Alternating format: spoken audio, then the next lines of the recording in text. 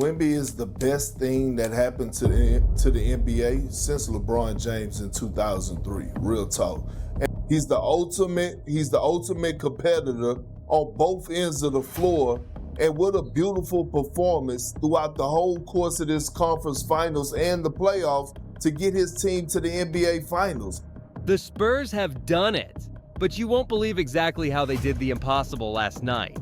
The NBA world is shocked because this version of Victor Wembanyama is exactly why they are so afraid. Some of the stuff that Wemby was doing, you don't really have too much of an answer for it. Just kind of hope he misses. There is strong talk surrounding Wemby and the Spurs. There are even conspiracy theories suggesting that some players want the Spurs to be punished for allegedly fixing the lottery. Stay tuned. There is a lot to talk about. Game 7. The two greatest words in sports. But when the San Antonio Spurs walked into the Paycom Center on May 30th, it wasn't just a basketball game. It was a psychological war zone. We got to go out there and be better, and if we're not better, our season will be over. Right out of the gate, Victor Wembanyama trucks straight down the lane, elevating and throws it down right over Chet Holmgren. The Spurs' floor spacing allows Wembanyama to operate with minimal resistance in the paint early on, helping San Antonio build a 32-25 lead after one. OKC responds with a heavy dose of SGA isolation. Gilgeous-Alexander reads the defensive traffic beautifully, driving hard and getting up for an explosive dunk. Shai's ability to create space is the engine of this Thunder offense. The crowd is electric. We head into the half with the Spurs clinging to a tight 54-53 lead. Wembanyama makes a statement at the start of the second half with a vicious dunk. But the Thunder are not going anywhere. Alex Caruso drains a huge three-pointer to tie the game.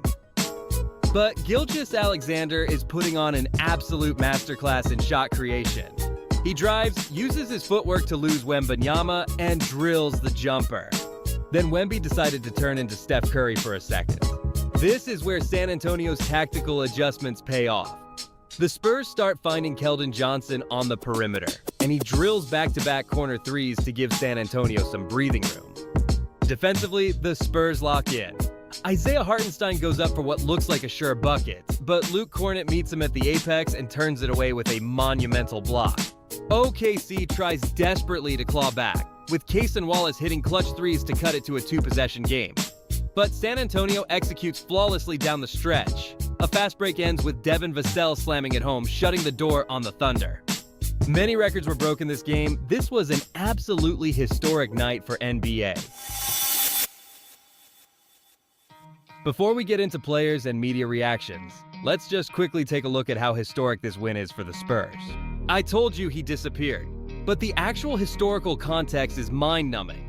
Chet Holmgren played 33 minutes in a Western Conference Finals Game 7 and attempted exactly 2 field goals. 2. That is the lowest number of field goal attempts by an active All-Star in a playoff Game 7 in the history of the sport. Not since Jason Kidd scored 0 points in 2004 have we seen an all-NBA caliber player completely melt down under the lights like this.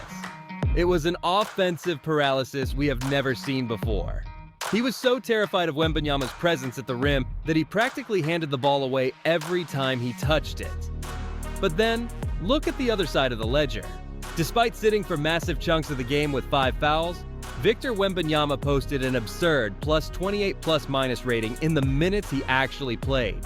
To put that into perspective, the highest plus-minus in a Game 7 over the last 25 years belonged to LeBron James, who was a plus 25 against the Pacers.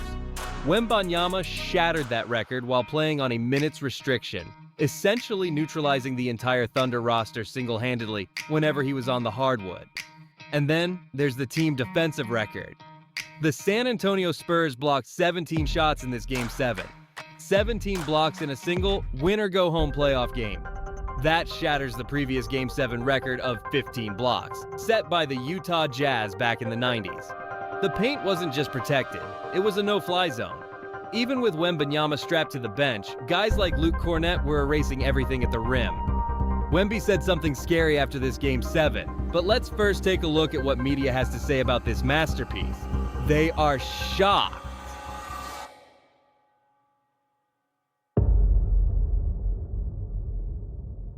If he plays to his capability, it's over. This guy is one of a kind. I said it reminds me of Jordan. You never even thought you would see something like that in real life. We ain't seen shit like this since Wilt. You don't really have too much of an answer for it. Just kind of hope he misses. San Antonio entered the season as one of the league's youngest teams, led by a 7-foot alien. But the reality is they got a 7'5" alien by the name of Victor Wembanyama from France, who is all world. And he showed up in this postseason and let everybody know who he is. And by the way, his supporting cast ain't shabby at all. Experienced in Harrison Barnes, a champion, and De'Aaron Fox, who's been in Game 7s before. He is the most exciting thing to happen to basketball. This dude is ridiculous. He is the most exciting thing to happen to basketball. The NBA has been dead. LeBron James killed this league, team jumping, clout chasing. The morning after Game 7, the mainstream sports media landscape was in a state of absolute shock.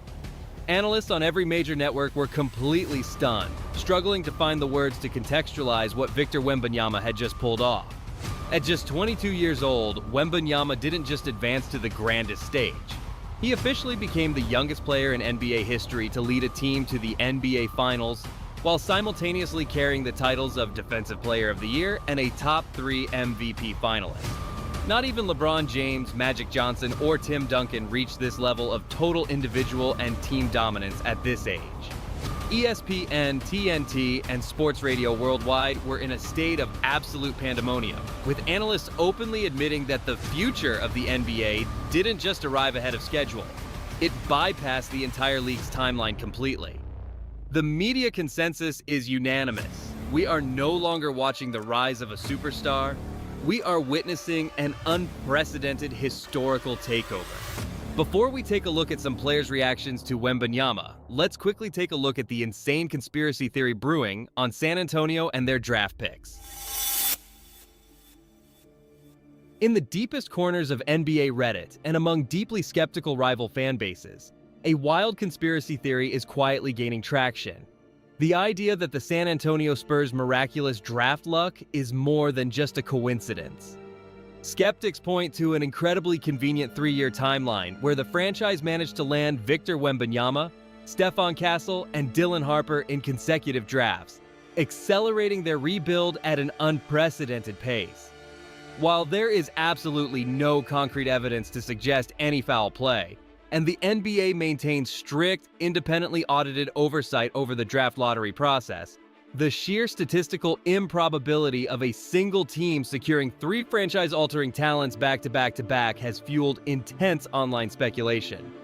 Conspiracy theorists allege, without a shred of proof, that the league office might have subtly engineered these lottery outcomes to ensure their most marketable international superstar had a championship-caliber supporting cast right out of the gate, framing San Antonio's rapid rise to the finals as a carefully constructed script rather than the result of pure ping-pong ball luck. Wembanyama actually sent a message to the whole NBA world and made players, teams, and media terrified. After the Game 7 win, Wemby had some strong words and was visibly overjoyed. Now it makes sense that other players fear him and respect him because he is just that good right now. That you had to put yourself into mentally in order to come in here and beat the champs. This fueled me more than anything else could have.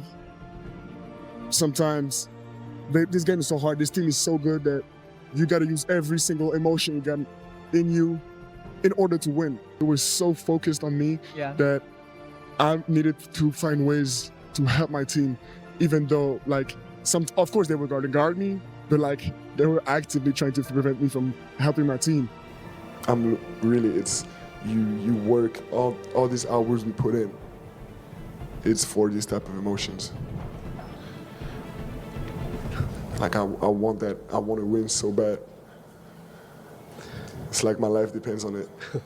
If I was a GM of any other NBA franchise, I would be sweating after hearing that from Wembanyama. He basically said that he lives on this earth in order to win the NBA championship. But let's take a look at what other players have to say about this game and Wembanyama. Stephen Curry allegedly said that this was the start of something special, and that Wemby and the Spurs are not going anywhere anytime soon. LeBron always praised Wemby, calling him an alien and saying that he is happy he isn't going to face him in his prime. I'm glad I won't be in the league when it arrives. I'm glad I can watch and do this and figure out what time my tea time is tomorrow. The rim now. He looks like KD and Shaq mixed together, my damn. You know, like Bambi, you know, fragile legs, you know. You know what I'm saying? It was a bunch of fog. He had, you know, dipped his head through the fog. Bro, I saw it. You saw it? I saw the alien. I saw it. He looking like a cross between Giannis and KD. I'm just happy I retired. Yeah, I don't want no parts of that. I wouldn't even know where to start. You know, a guy that size, you want to be physical, you want to bang him up a little bit, but he can put the ball on the floor, he can go by you, he can shoot over. You said if you had a draft of all the greatest big men all time, It'd be all five. over again. Yeah, you slide down the list, big fella. I'm just saying. They send 2 or 3 people, and that's what Wemby's getting right now. But I think he's getting to the spot, 15 free throws, 28, 16. I mean, his jump shot's getting better. His instincts to the game is getting better. Victor Wembanyama just did the impossible, taking down the defending champs in the most hostile building in the league to punch his ticket to the NBA Finals. But the journey isn't over. Now it's the Spurs versus the New York Knicks for all the marbles. If you want the real, unfiltered breakdown of the finals matchup, the tactical war to come, and the final word on this officiating saga, you know what to do. Hit that subscribe button and turn on those notifications, because the biggest stage in basketball is set, and we are going to be breaking down every single second of it. I'm out of here. The finals are waiting. I'll catch y'all in the next one.